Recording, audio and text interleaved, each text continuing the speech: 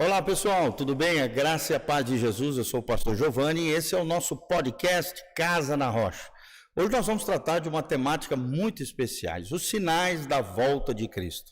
Tanto eu quanto o Marco Aurélio, pastor Marco Aurélio Ferrari, nosso querido amigo que aqui está, né? Gostamos muito desse assunto tão especial, né? Temos visto todo esse rebuliço dos últimos dias, do mundo afora, mas também aqui no nosso país, né?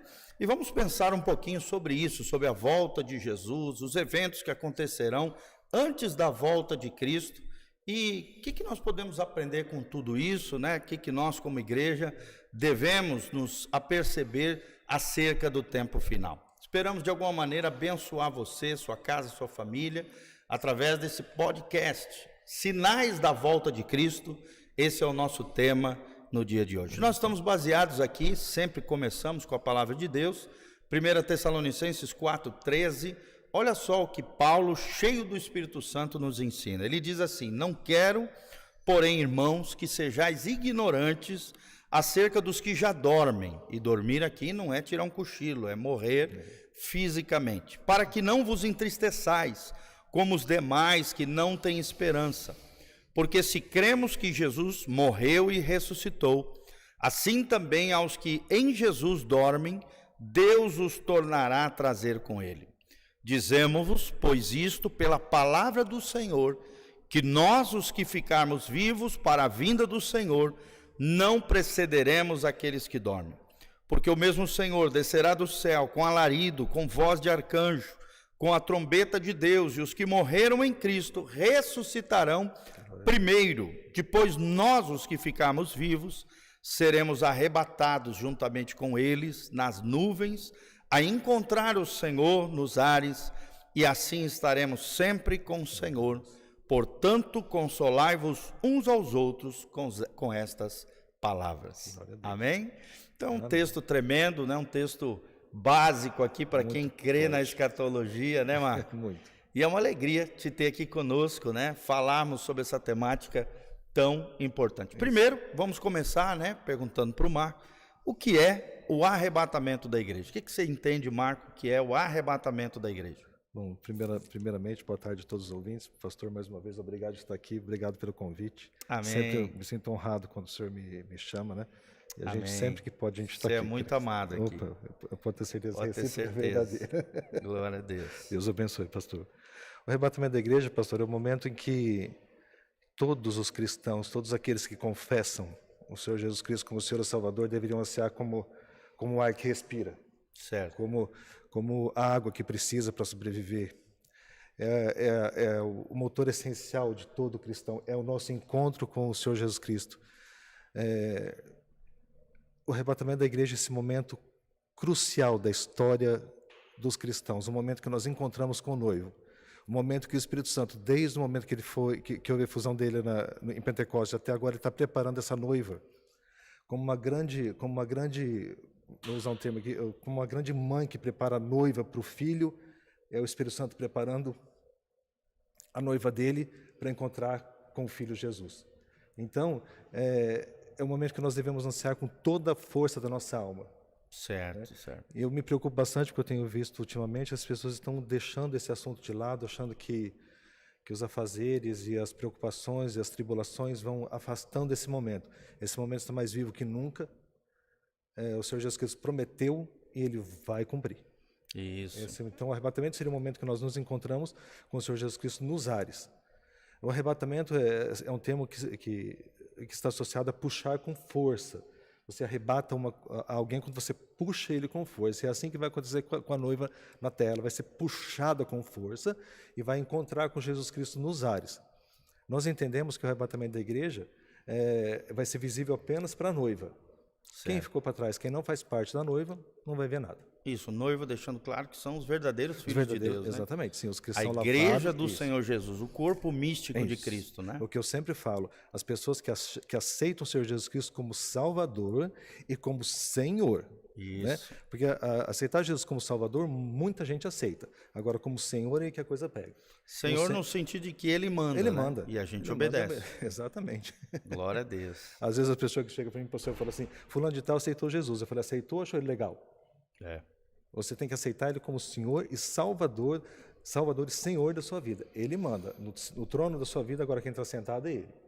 E a gente observa que hoje existe muita superficialidade, né? Muito. Cristianismo atual, um cristianismo sem raiz, né? Exatamente. Daí que vem a palavra radical, né? Sim. Então hoje a gente vê as pessoas sendo muito superficiais Exatamente. nessa experiência Sim. cristã, né? Sim. E não tendo Jesus como Senhor realmente soberano das suas vidas. Às vezes nas minhas pregações eu falo algumas coisas, a pessoa fala, você é muito radical, você é muito, muito radical demais. Vamos usar outro termo, né? Eu falei assim, mas eu aprendi com o meu mestre, ele também me parece um pouco radical, sendo que não negou a morte de cruz, né? Isso. Radicalidade é dele, eu aprendi com ele. Outro termo que é usado é ortodoxo, né? Ou sim. fundamentalista. Uhum. Ou seja, são termos que às vezes as pessoas falam, né, de forma equivocada. Fundamentalista porque tem fundamento, tem solidez naquilo que crê, naquilo que confia. Uhum. Ortodoxo porque é preso à ortodoxia da igreja, a doutrina dos Sim. apóstolos, né? A doutrina que Jesus deixou. E também radical vem da palavra raiz, né? Exatamente. Ou seja, que está enraizado no amor de Cristo, Exatamente. na doutrina de Cristo, no evangelho de Jesus e na doutrina apostólica. Eu vejo um Deus como sim, sim, não, não, né, pastor? Aquele mesmo fala, sim, sim, não, não, que passa disso do maligno. Com Jesus foi assim, vou para a cruz e acabou. Pedro falou, não, o senhor não vai. Ele falou assim, cala a boca, demônio. Colocando em linguagem atual. E ser radical também não significa, né, Marcos, ser desequilibrado. Claro que não. Uma coisa é desequilibrado, outra coisa é ser radical. Radical no Com a sentido palavra de Deus. de Aquilo ter tá fundamento, escrito, e acabou. ter solidez, exatamente. Né? Desequilibrado, destrambelhado, é uma outra coisa, não tem nada a ver com ortodoxia, Isso.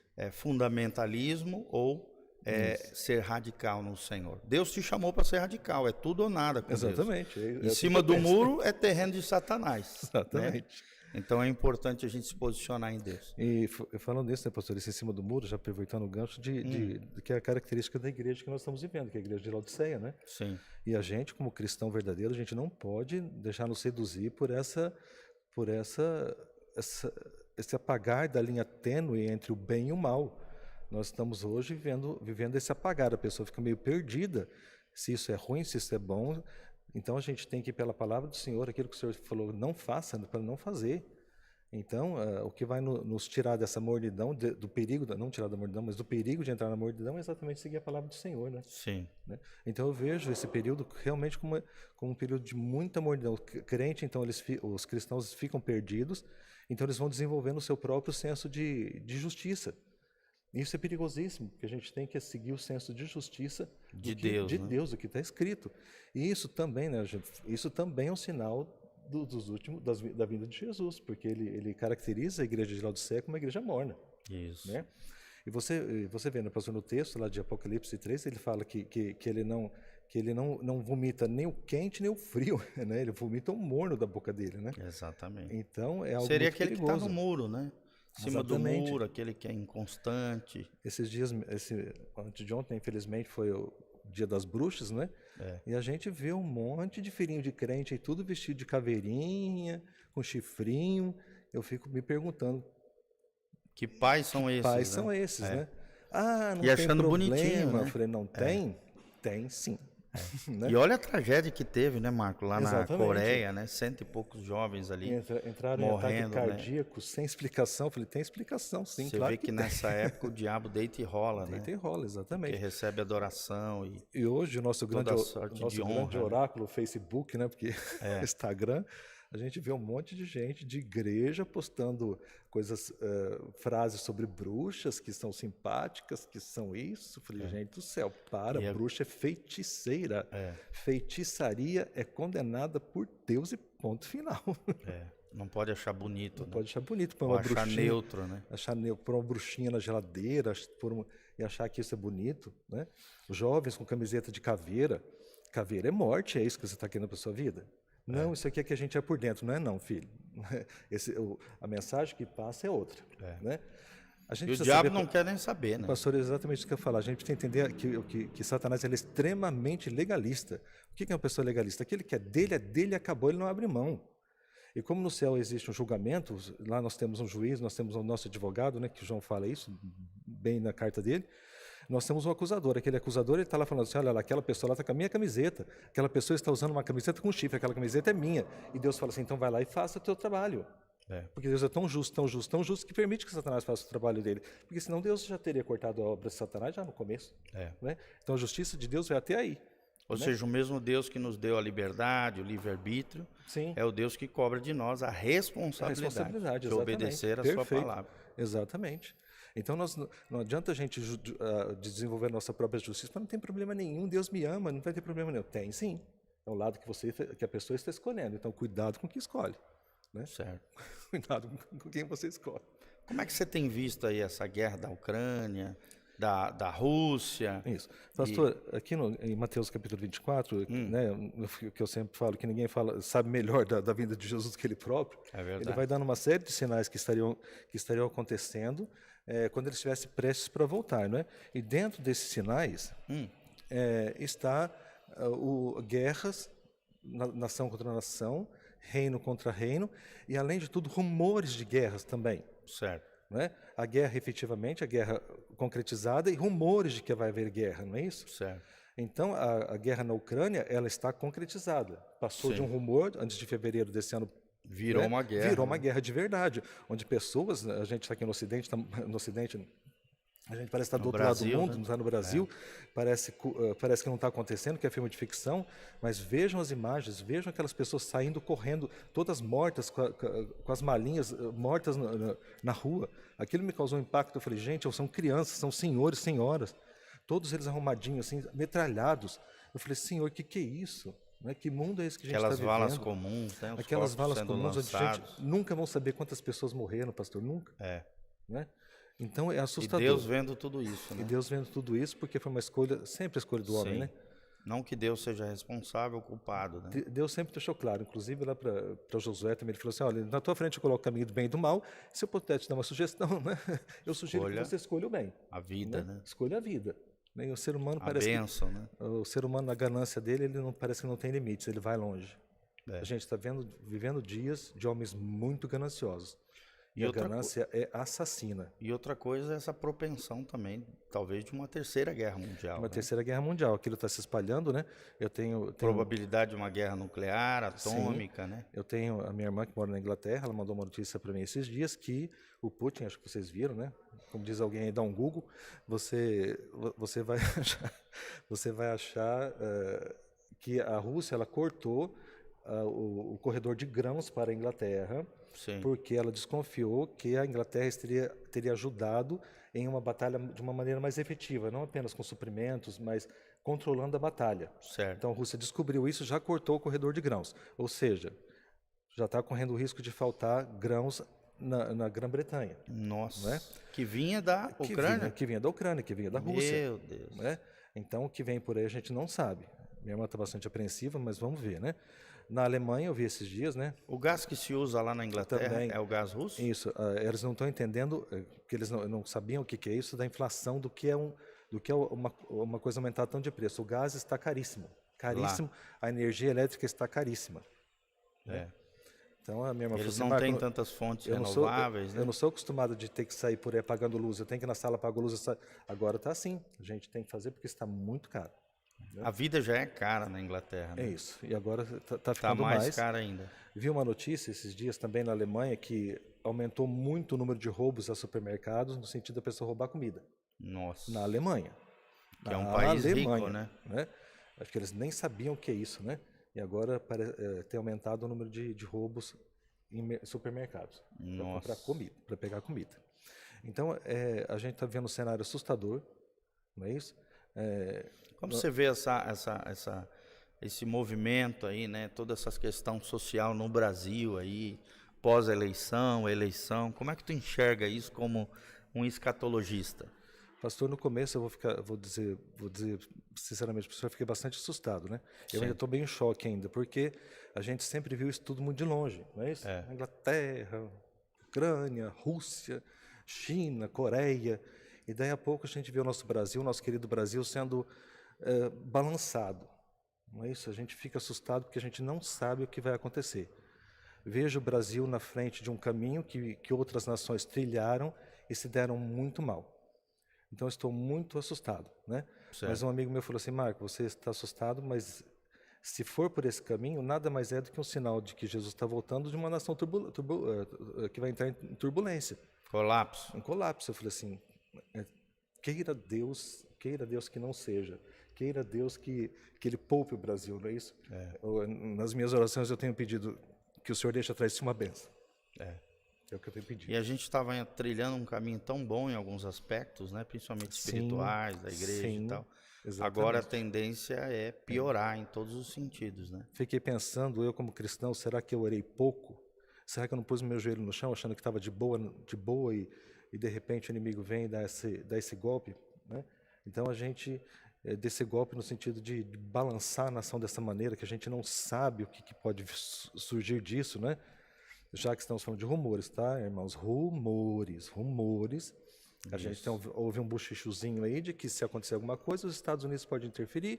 Um bochichozinho de que se os Estados Unidos não interferir, a Rússia também interfere. Eu falei, gente, de repente o Brasil que estava quietinho no canto... Vira um palco de guerra. Vira um palco de guerra. Então, eu estou bastante assustado. E tu acha assim que tem influência, por exemplo, da China, né? Por essa influência que ela exerce hoje no Brasil, na América Latina, juntamente com a Rússia. Acredito que sim. Promovendo, né, essas nações socialistas e coisas assim. Que a China é o grande dragão vermelho, não é isso? Certo. Ela se declara assim, então... E esse dragão está lançando as chamas dele e os filhotes dele por aí, não é? Então a gente tem que ficar bem atento. Momento da igreja pôr muito joelho no chão. Muito joelho no chão. Muito. Isso.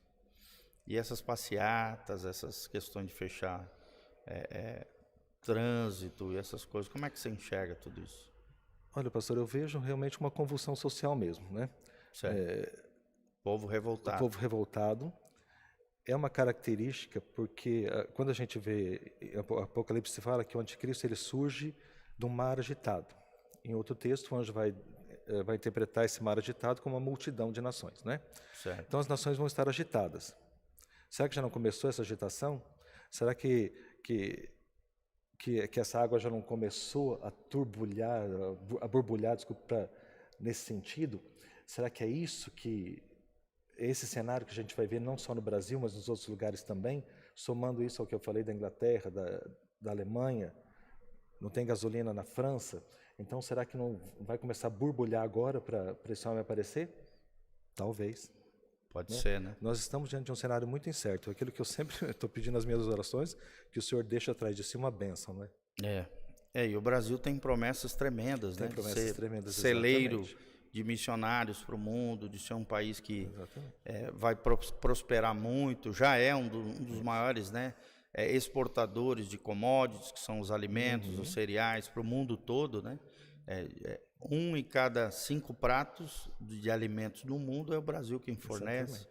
É um dos maiores exportadores de proteína suína, bovina, aviária, né? Então, é uma potência hoje, né? Sim. E os olhos do mundo estão virados para o Brasil, né? E os olhos de Deus estão virados para a igreja, não é, pastor? Então, o que vai acontecer com a igreja agora? Não é isso? O que você acha de que maneira a igreja deveria se posicionar em meio a tudo isso?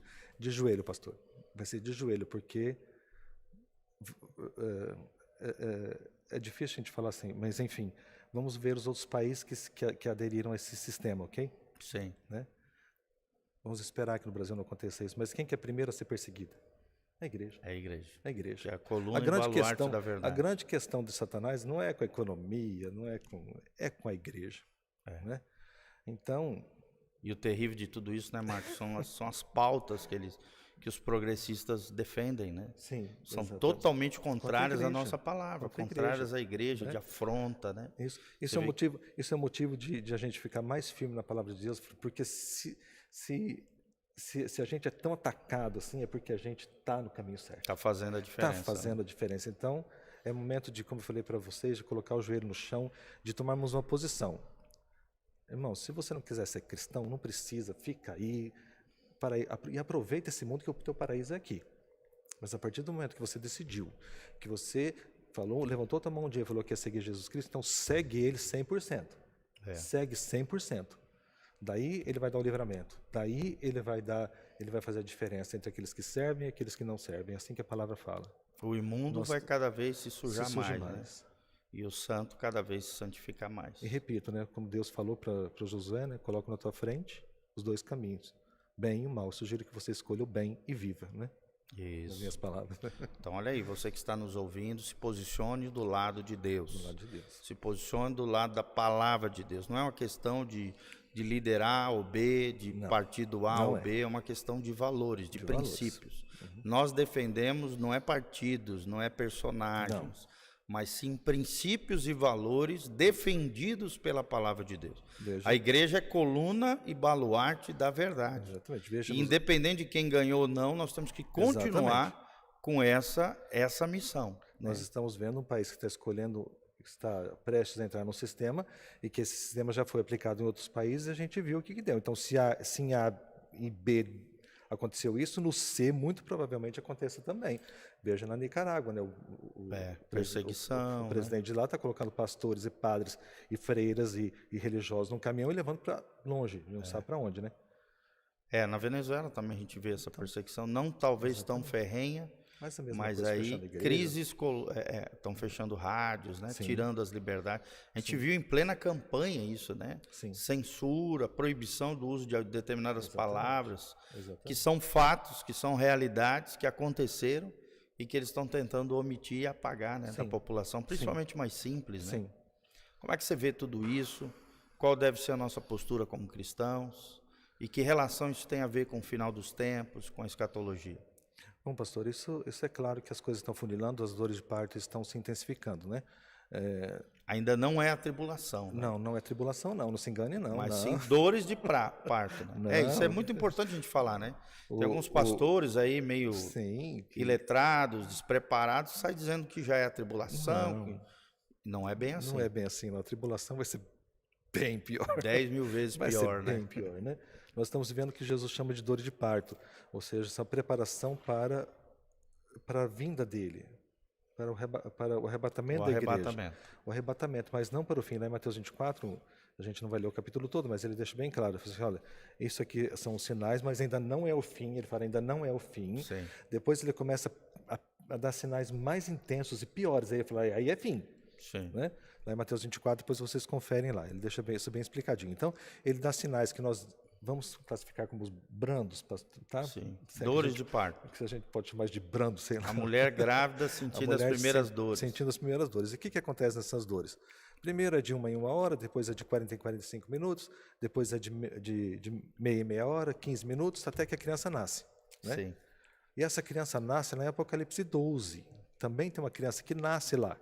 Lembra? Depois vocês lembram lá da mulher vestida de sol. Então, Jesus fala de uma dor de parto. Depois, aqui em Apocalipse 12, tem uma mulher grávida que dá à luz a um bebê. Né? Então, o que nós estamos vivendo agora é o momento dessa mulher dar essa luz, dar à luz essa criança. E essa criança é a igreja arrebatada. Não é Israel, não é Jesus. A mulher vestida de sol não é o Estado de Israel, não é Maria, que deu à luz a Jesus, mas é a igreja que, essa mulher vestida de sol, é aqueles a igreja todos nominal. Isso, a igreja nominal que leva o nome de Jesus de alguma maneira. Por isso que ela está vestida de sol. Sim. Jesus é o sol da nossa justiça. Então ela está vestida de sol nesse momento. Quando a criança nasce, o dragão quer pegar a criança. A gente não vai ler o texto aqui, mas vocês conferem lá, tem Apocalipse 12. Quando a criança nasce, o dragão quer pegar a criança, ele não quer a mulher mais.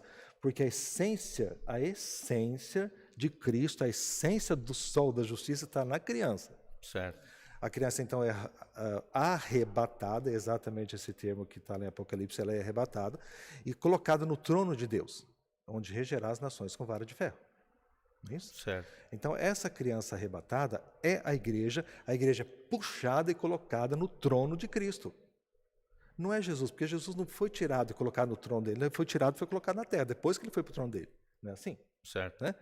Então, agora aqui não, aqui nós temos uma criança que nasce, que é tirada da mulher, senta no trono e ela rege as nações com vara de ferro. Aí Apocalipse fala também que o Senhor Jesus Cristo comprou para si reis e sacerdotes que reinarão sobre a terra. Esse molequinho ou seja, é um a igreja rei, vai reinar junto com Cristo. Vai reinar junto com Cristo. Esse menino, esse varão, ele é colocado no trono, é a igreja. Muita gente acredita que a mulher é Israel, né, e o filho é Jesus, né? Isso.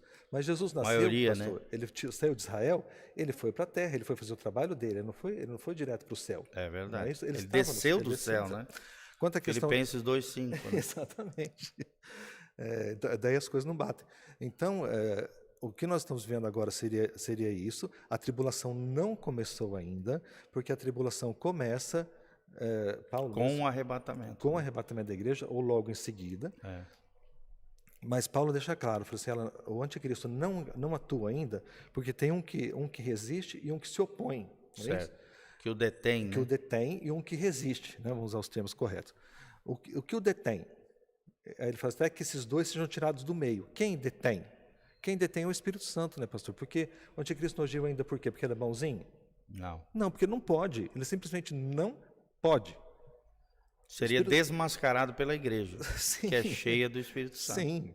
E o que resiste, o que o detém, quem resiste é a igreja. Paulo fala, precisa que esses dois sejam tirados do meio para que ele atue.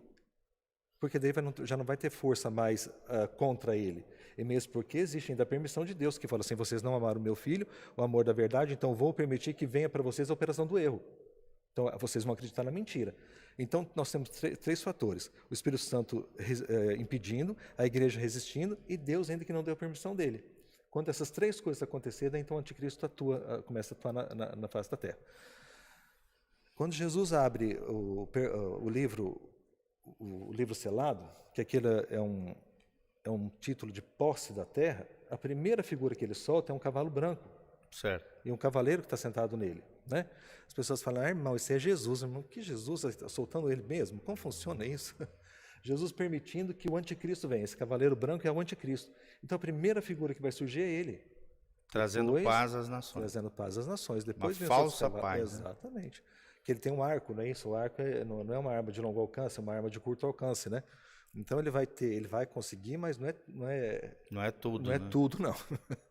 Daí então, a primeira figura que surge é ele. Não que o Apocalipse seja cronológico, Mas nesse momento, esteja escrito de maneira cronológica, mas nesse momento, o primeiro personagem que é solto é ele, né?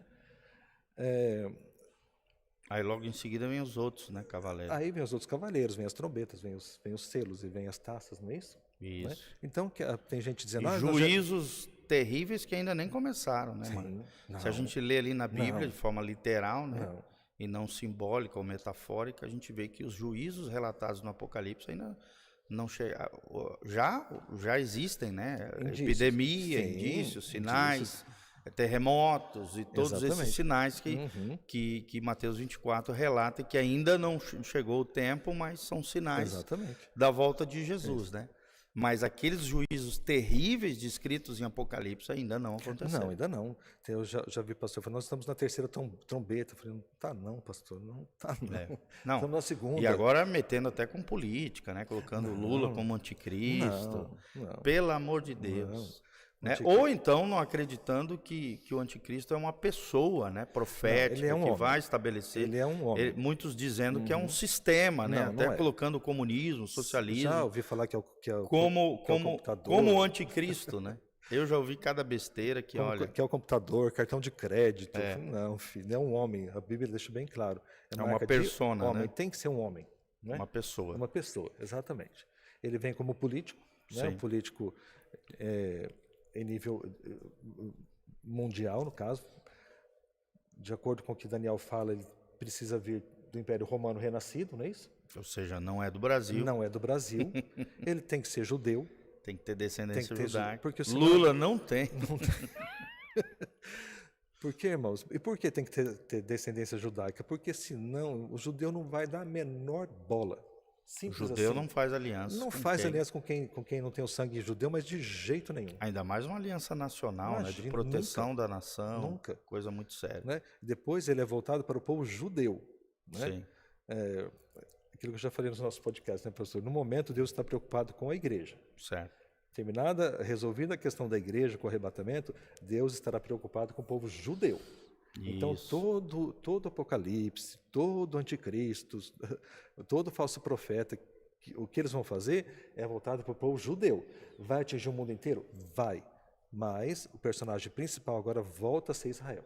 Ou seja, agora na dispensação da graça, no que também é chamado de era da igreja, o tratamento especial de Deus é com a igreja. Com a igreja. Aí, depois da igreja ser arrebatada, que nós lemos ali em 1 Tessalonicenses 4, de 12 em diante, aí sim Deus passa a tratar de maneira prioritária com o povo judeu. Isso. E o judeu hoje, se ele quiser ser arrebatado, ele só precisa aceitar o Senhor Jesus Cristo como Senhor e Salvador. Pronto. Ou seja, se transformar num judeu messiânico. O judeu messiânico. Ótimo. Que eles são maravilhosos, né? Estou até lendo, Marco, me lembrei de ti, um livro chamado Relacionamento de Aliança. Olha que maravilha. Escrito por um judeu messiânico. Olha, rapaz, não é fantástico? Pensa num livro lindo. Vou ver eles... se eu te dou de presente. Tu ótimo. vai ficar encantado. 400 páginas. Nossa, pensa num livro extraordinário. Na verdade, eu comprei todos os livros que tinha em português dele. Ótimo. Porque eu fiquei encantado com o livro. Nossa, Relacionamento de Aliança. Vou adorar. Da editora Impacto, gente. Recomendamos aí pra galera. Porque eles têm todo o conhecimento profundo do Antigo Testamento, letra, e quando eu digo profundo é letra por letra, né? Junta com a graça de Cristo, é perfeito. E a gente vê nesse livro, né? Quer dizer, o conhecimento de um rabino, de um judeu, né? Com toda aquela bagagem do Antigo Testamento, com o conhecimento da graça de Yeshua, que é Jesus Cristo, é uma coisa assim fenomenal, né? Fora que eles nos ensinam muita coisa em termos de cultura oriental, que é totalmente diferente da cultura ocidental. E quando nós aprendemos, pastor, a gente vê a riqueza do que foi escrito,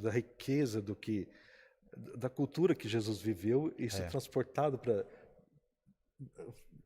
que nós possamos entender. Eu digo assim, vamos supor, agora eu fiquei confuso com o que eu falei aqui, mas tipo assim, quando a gente entende a cultura onde Jesus estava inserido ali, entende por que aquilo aconteceu, a gente vê a riqueza do que Jesus falou, não é? Então, por exemplo, um casamento judaico dura 7 dias, não é isso? Sim. Então, veja entendendo a tradição judaica como fica muito mais bonito. Um casamento, vamos supor, o rapaz está apaixonado pela moça, Ele vai lá, mostra interesse por ela, e ele chega na casa dela e fala para o pai: olha, eu quero essa moça, eu vou casar com ela, só que eu quero que o senhor me espere que ela me espere até eu construir minha casa. Quando eu construir a nossa casa, eu venho e busco ela. E a gente faz o nosso casamento na casa do meu pai. Um ano depois. Isso que é interessante, pastor. Quando a casa está pronta, é o pai dele que decide, não é ele. Então não tem um período definido. Não, é o pai que decide. Fala assim: agora tua casa está ótima, pode ir buscar ela. Está pronta, pode buscar. Isso. Né? Olha aí. Olha essa simbologia. Então você veja, né? Jesus veio na casa da noiva, aqui que é a nossa terra, nessa terra ele veio, ele chamou a noiva e falou assim: você quer ir, Rebeca? E a Rebeca falou: eu vou. Né? Então você espera um pouquinho, Rebeca, porque já associar lá com eu quero que tu pregue um dia aqui na igreja sobre esse texto aí. Tá ótimo. Porque é uma revelação que Deus te deu, assim, muito especial. Eu vejo que você fica tomado com ela, assim, né? Por causa dessa relação entre Cristo e a igreja, tá? Daí então, Jesus veio aqui na casa da noiva e falou assim: olha, tem uma proposta de casamento para você, você quer ir? E a noiva falou assim: sim. Irmãos, eu falei sim, você falou sim, você que é cristão verdadeiro falou sim, mas a gente não tem nada ainda. Ele foi embora, ele foi construir a casa, ele mesmo falou assim: olha, vou para o meu pai construir moradas, para onde eu estiver, vocês estejam também, quando estiver pronto eu volto.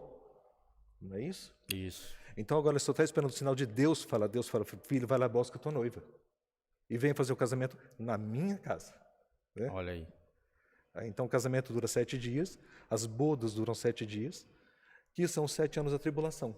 A gente associa com 7 anos da tribulação. Enquanto a tribulação está acontecendo aqui embaixo, a noiva está fazendo a festa de casamento. As bodas do Cordeiro. Olha, né? Coisa linda. Então é maravilhoso essa relação. Então torna tudo muito mais rico a gente conhecer a tradição judaica. Isso. Todo o simbolismo bíblico. Exatamente. Que é sombra da realidade que é Cristo, né? E a era que nós estamos vivendo, né? Exatamente. Que coisa linda. Irmãos, a promessa ainda não chegou no fim. Nós somos a Rebeca andando no deserto ainda. A gente não chegou a encontrar com o nosso Isaac. No ápice, então, vamos manter a fé, vamos manter, porque nós temos o Espírito Santo, que é o nosso mordomo, que ele vai nos guiar, que ele vai nos dar tudo que a gente precisa, não é isso? Isso. Toda a força, toda a coragem, principalmente nesses tempos angustiosos que nós estamos vivendo, né? Vamos nos agarrar ao Espírito Santo, que ele vai nos guiar nesse deserto. Se o deserto está ficando mais quente, está ficando mais sedento, mas ele tem água, ele tem comida, ele tem proteção para a gente. É nisso que a gente tem que confiar. Até o dia de nós encontrarmos o nosso Isaac, né? E a gente precisa entender, pastor, que o Isaac ele tá muito ansioso para encostar com a gente também, né? Certo. Tanto que Isaac vem correndo encontrar com a Rebeca. Um judeu não corre. Nos ares, né? Um judeu não corre, porque ele acha que correr não é algo muito bonito, elegante, vamos dizer assim. O judeu não corre. São bem formais, né? Exatamente. Por natureza. Né? Por isso que Jesus fala assim: eu espero que não aconteça, né? Porque vocês vão ter que correr, viu? Olha. Até isso, ele fala, vocês não gostam de correr, mas vocês vão ter que correr quando a abominação da desolação estiver onde vocês não gostariam que ele estivesse. Então, quando Isaac vê, eu misturo muito o assunto, né? Mas tudo bem. Não, mas vamos lá. Quando Isaac vê a Rebeca, ele sai correndo ao encontro dela, não é isso? É verdade. E a gente tem sempre a noção de que nós estamos ansiosos para ver Jesus. Não, ele também está. Mas ele precisa da ordem do Pai, né? Não desobedece o Pai em uma linha, né? E é lindo que existem promessas lindíssimas, né? Para aqueles que anseiam a volta de Jesus, né? Exatamente. Enquanto esses crentes superficiais, né? Que não levam as coisas de Deus a sério, que são às vezes só nominais, religiosos e tal, não querem que Jesus volte logo, porque são presos a essa terra, as coisas desse mundo. Sim. Os verdadeiros crentes já estão loucos para subir lá para cima, né? É a verdadeira noiva que está apaixonada e quer o mais rápido possível essas bodas, né? Preciosas com o noivo que é Jesus. Exatamente. Para eles foram feitas todas as coisas. Todas as coisas. Então você imagine Jesus para o qual Deus destinou todas as coisas. Não existe nada aqui nessa terra que a gente possa desejar que seja minimamente mais sublime do que isso. Ou comparável, Ou comparável, né? Como que alguém quer ficar aqui, ter uma casa? Sério? Irmão, construir a casa tem que desfrutar. Falei, mas uma casa que um pedreiro construiu, tem uma que Jesus construiu, meu filho, acho que é muito melhor, né, não? Na casa de meu pai há muitas moradas, né? Não se pode comparar. Aquilo que Paulo falou, olha, tem cá comigo que as coisas que hão de se manifestar não pode se comparar com as terrenas, então nem vem tentar.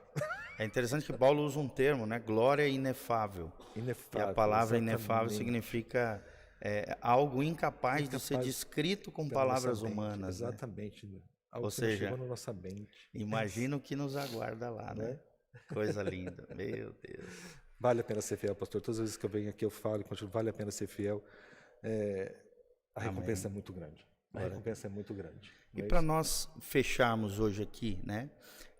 Quais são as dicas que você daria para aquele que está nos assistindo, para que ele se prepare para esse tempo do fim, tempos angustiosos, tempos penosos, mas ao mesmo tempo criando uma expectativa para o retorno de Jesus, o arrebatamento da igreja, esse encontro glorioso, né, descrito que nós começamos a ler ali em 1 Tessalonicenses 4.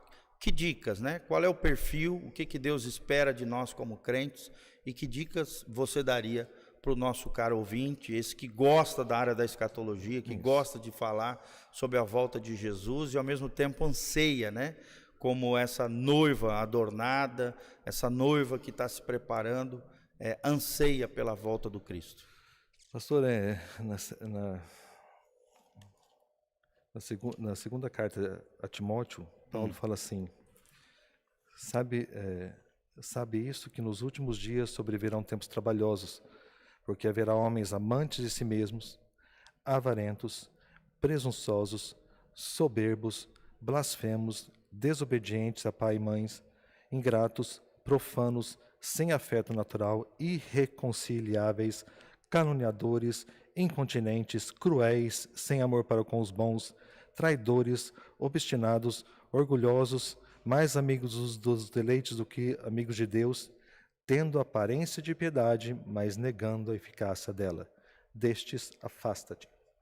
Então, um sinal e um alerta, né? Saiba que nós estamos vivendo tempos com esse tipo de homem, gente que parece que é bonzinho, mas não é. Destes, corre, afasta-se. Não vamos cair nessa de que o Senhor Deus está demorando, essa linha entre bem e mal está se dissolvendo, então eu mesmo faço a minha justiça. Não vamos cair nessas características desses homens dos últimos tempos. Nós não somos daqui, a nossa pátria não é daqui. E o que eu sempre falo, seja conhecido de Deus, bata na porta de Deus. Ele precisa saber quem você é. Ele precisa te conhecer. Ele precisa saber que você ora, ele precisa saber que você faz o que ele quer, ele precisa saber que você acolhe o órfão e a viúva, que você dá com a direita e não olha e a tua esquerda não sabe o que você está fazendo, que você não se folga com a injustiça, que você é honesto e que mesmo com prejuízo próprio você não volta atrás daquilo que você falou, dentro da tua retidão, dentro da retidão de Deus. Ou seja, né? Integridade. Sofra o dano, mas não volte atrás da integridade que Deus propôs para você. Seja conhecido de Deus. Para aquele dia, quando Jesus olhar para você, ele não olhar para como vai olhar para alguns e falar assim, olha, você fez isso, isso. A pessoa chegar e falar assim, olha, Senhor, mas fiz isso, isso, isso. Ele fala assim, mas eu não te conheço. O senhor já pensou, pastor, a gravidade de você chegar num momento crucial da tua existência, onde você vai encontrar com o Senhor, seu Deus, seu Criador, e ele fala assim, não conheço você. O senhor já pensou? Essa vai ser uma das afirmações mais duras, né, de se ouvir. É como se a gente tivesse um bloco de mármore de uma imensidão violenta e a gente ficasse batendo a cabeça naquilo pela eternidade. É verdade. Nunca mais. Então nós temos que ser conhecidos de Deus. Nós precisamos ser conhecidos de Deus. Bata na porta dele, intimidade. Bate, ele tem que te conhecer, ele tem que saber quem é você.